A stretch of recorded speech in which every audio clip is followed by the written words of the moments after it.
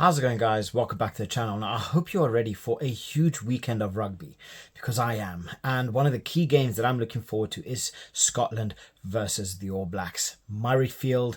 This is going to be a huge battle. Now, whether they can come away with a win and get some points against the All Blacks, I don't know. But I do have one question in relation to their team news, and I'd love to break it down, and I'd love to hear what your thoughts are. So please like, subscribe. It really does help the channel grow. And let's get into it.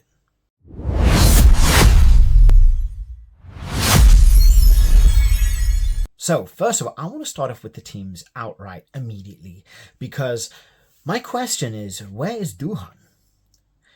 There is no fundamental. One of the best wingers in world rugby, in my opinion, is not even on the bench.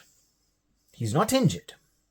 And I understand Carl Steyn has been in good form and he definitely deserves it. But just having a player like Duhan on the bench to come on as an impact player definitely holds a lot of weight. He brings something different. He's a huge monster of a man. He's an absolute unit. Someone that could actually do very well up against the All Blacks and could definitely add that key bit of strength and versatility if needed to the Scotland side, especially when in a pinch. So I'm a little bit confused as to why there is no Duhan at all. He didn't even make the bench. How does this happen? I don't know. What are your thoughts? Do you think this is right? I don't, but I'm not a coach. So I'd love to hear what you guys have to say about that. But otherwise, the Scotland side is actually looking pretty strong. Schoolman, Ashman, Ray. I mean, there's no Xander Fagerson. There's no Jamie Ritchie. So Ritchie, like, he is one of those players that is just like a terrorist. He's just scary. So I think the All Blacks are actually getting off easy not having someone like him in the squad. But yeah, I don't know that much about Darcy Ray, but for him to be starting, he must definitely be in, he must definitely, hold some weight. They have Scott Cummings, Grant Gilchrist, absolute units of human beings. They are going to have a hard time though. The lock pair, actually, I think they'll actually have a little bit of they'll actually have a little bit of advantage with Josh Lord. Lord is, by all means, and he is a really good player. He hasn't had that much game time, so I think they can definitely use that to their advantage. And Scott Cummings and Gilchrist are absolute monsters. Yes, Fabian Holland has been in spectacular form, but if they can come away with some good, some good contests at the line out, I think this could actually allow. Could allow Scotland to get some good points. But otherwise, I'm actually really liking Cummings and Gilchrist here. I think this is going to be a strong area for them. In terms of the back row, they have Gregor Brown, Matt Fagerson, and then Jack Dempsey. Again, big back rows. I still can't see how they're going to handle Wallace Atiti, Artie Surveyor. I can't see them handling that All Black back row. They too fast, too aggressive. They brilliant at the breakdown. We saw what impact Wallace Atiti had when he came on in their last game. He ran the show and practically got them the win. Not only was he in the build up for the Tamaiti Williams try, he bagged himself a try as well. So he's definitely a player that is going to cause a lot of havoc.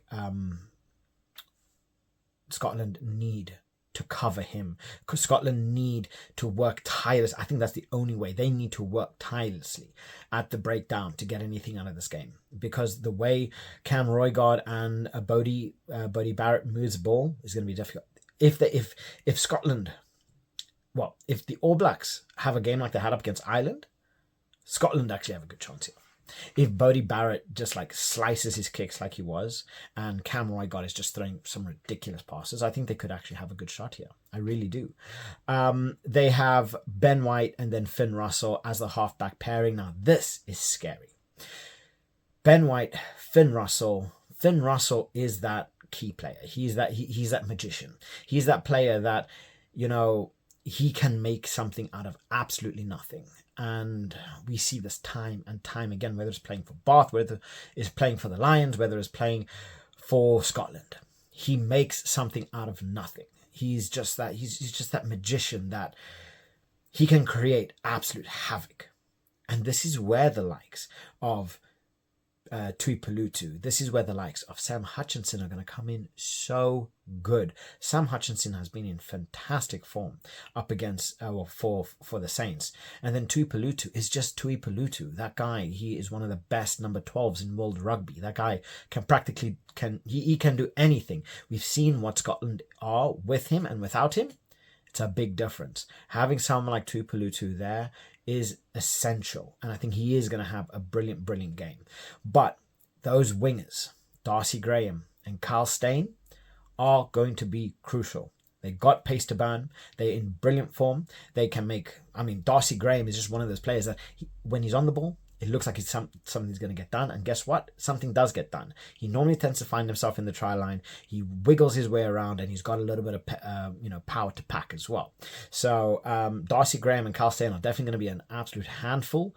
They definitely have the pace. They are going to have to contend with the likes of Leroy Carter and Caleb Clark, but I think they could actually have a good shot here.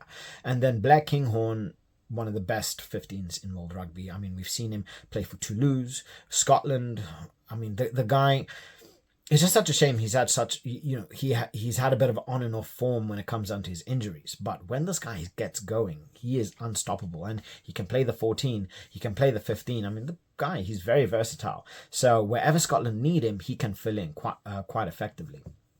And then in terms of the bench, they got George Turner, Rory Sutherland, Elliot Miller-Mills. I am so happy to see Miller-Mills here.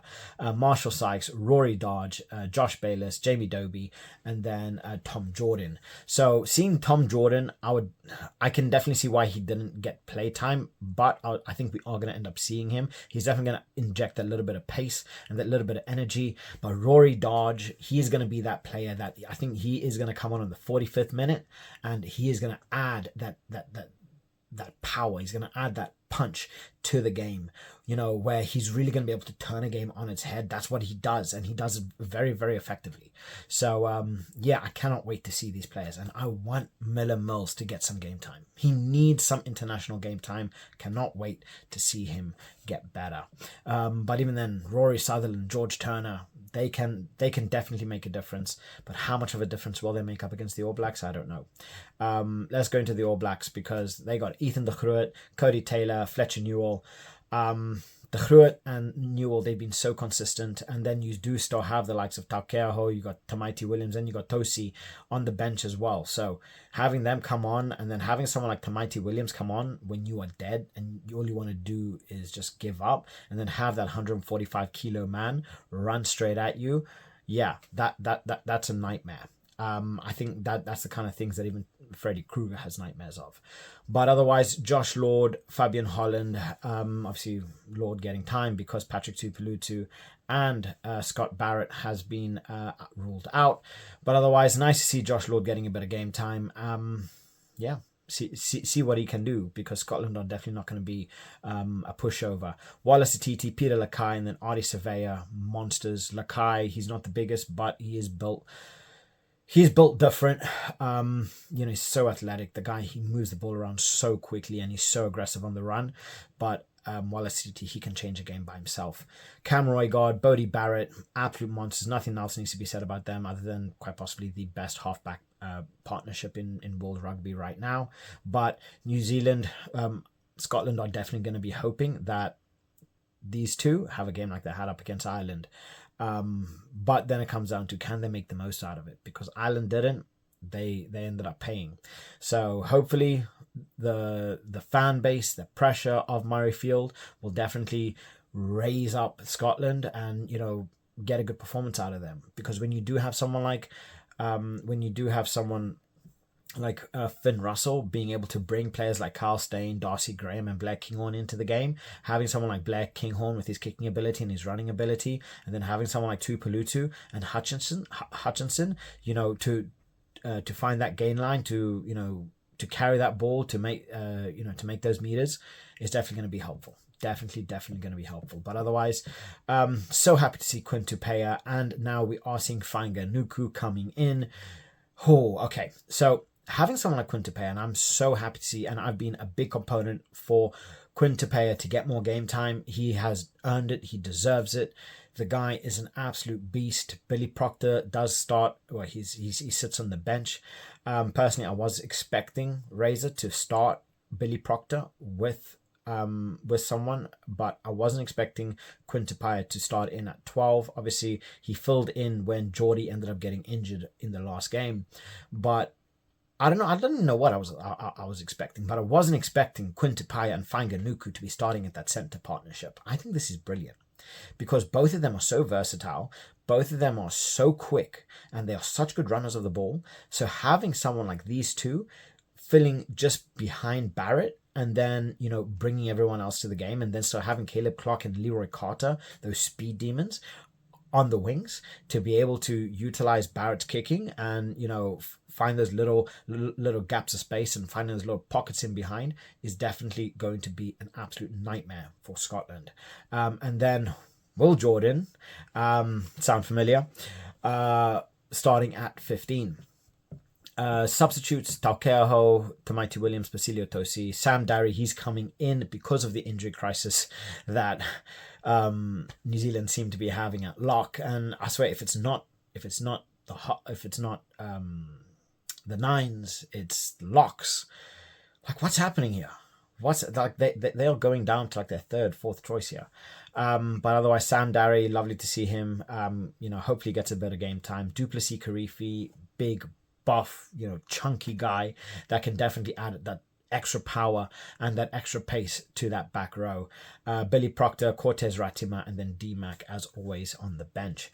So quite a bit to cover. If Carter isn't doing that well, Jordan can fill in at the 14, have D-Mac come on at the 15, add that extra little bit of technique and, that extra bit of kicking ability. Cortez Ratima, if Roy God's not playing that well, he can definitely come and spruce things up, give that game a little bit of extra kick. And then, Billy Proctor. I'm not a big fan of Billy Proctor. I'm just not a big fan. I know there are some people that are really on Billy Proctor. I am just not. I just haven't seen enough of him to truly get me going to say, yes, Billy Proctor is the way forward. I mean, Fainga'anuku and Quintipaya, I feel, are both better fits at 12 and 13 than Proctor would. I mean, I would play Fainga'anuku at 11, at 14. Same thing with Quintipaya. I would much prefer Quintipaya at 13 than Billy Proctor even getting a sniff. So, that's just my opinion. I'm not a big fan of Billy Proctor. I just don't think we have seen enough we haven't seen him play that well, that consistently for him to deserve that 13 spot. He's had enough time. He's had enough time at 13. And Quintipaya, he's been waiting patiently. And now he's getting these moments because he's performing. So I think this game is going to be interesting. I can't see anything other than the All Blacks coming away with another win. Like, don't get me wrong, the Scotland, they are strong. They are going to be an absolute nightmare to deal with in the scrum. They are going to be very difficult to handle in the lineouts. I think Gilchrist and Cummings are definitely. I think they might even have the edge on the All Blacks in terms of the lineouts, but the maul, I think that's going to be complete All Blacks. I think when that ball goes out, they're going to kick it, they're going to kick it to the try line. That ball's going to go off for the line out. The All Blacks are going to win, use the maul, and I think we might even see like 2 maul tries here. And then, I mean, you have the likes of Tamaiti Williams who's going to come on. Wallace Atiti, he's just that raging bull that, he's just like, I mean, look at the build-up that happened with Tamaiti Williams' try, where he was literally just like inches away from the try line. And then Tamaiti Williams ended up, bundling through. But that's what he brings. He brings that extra oomph, that extra kick to the game, which is so interesting. I think Finn Russell can definitely cause a lot of havoc, and I think he will cause a lot of havoc with Ben White. It's just how they can handle the 80 minutes. I think they are going to do well in bursts, and if they are able to catch the All Blacks off guard, with the counter, I think they can definitely cause a lot of havoc with someone like Kyle Steyn and Darcy Graham, because they are more than capable of beating 2 to 3 players at, by themselves and finding themselves in open space. So if they're able to make the most out of any of those little mistakes, they can definitely come away with a good amount of points. I just can't see them beating the All Blacks. So I'm going for the All Blacks by 3 tries, converted tries, because I think Will Jordan will have his, will have his time, but otherwise Bodie, I don't think you're going to find Bodie missing that much. So please drop your thoughts in the comment section below. Like, subscribe. It really does help the channel grow. And I'll catch you guys later. Bye.